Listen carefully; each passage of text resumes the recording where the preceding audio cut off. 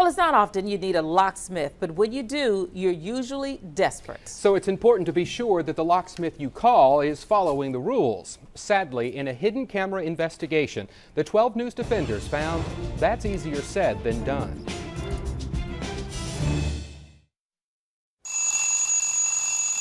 You get up and get out the door.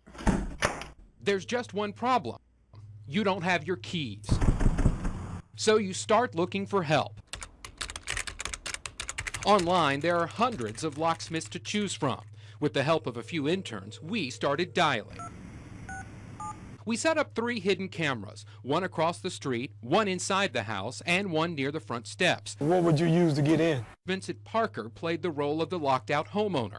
First, a guy calls from a Kansas number saying he's with 24/7 Locksmith and he's on the way. I'll be there in about 25 minutes. Get ready on the traffic, okay? On the phone, we're promised a $15 internet special, but that price quickly changes. Service calls $15.95 to get you in. The guy shows up in flip-flops, street clothes, and an unmarked car. He never asks for proof that Vincent actually owns the home. Is your company licensed or anything? Don't need to be licensed to do this particular thing. He tries for 30 minutes, but can't get in. Hey, I'm Vincent. Next, one and only locksmith returns our call from a Tennessee number. We were quoted a $19 service fee.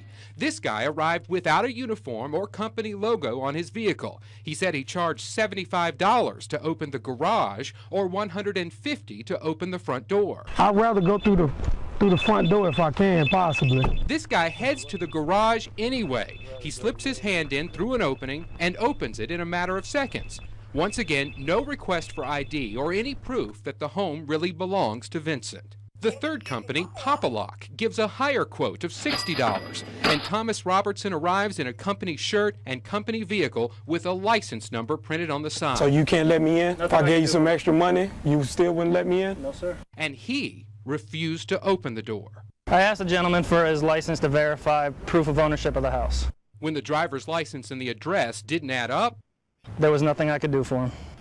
he admits some companies are not verifying addresses, simply trying to take advantage of customers who are locked out and desperate. The consumer's stranded. They've been stranded out there for 2 hours. They're willing to spend the money instead of doing a little bit more research.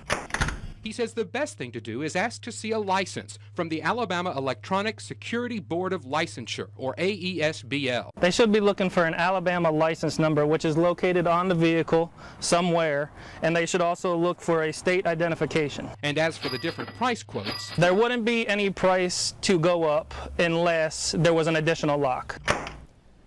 now here's a look at the states where locksmiths are required to be licensed. As you can see, Alabama is on the list. That means a locksmith must be fingerprinted and undergo a background check.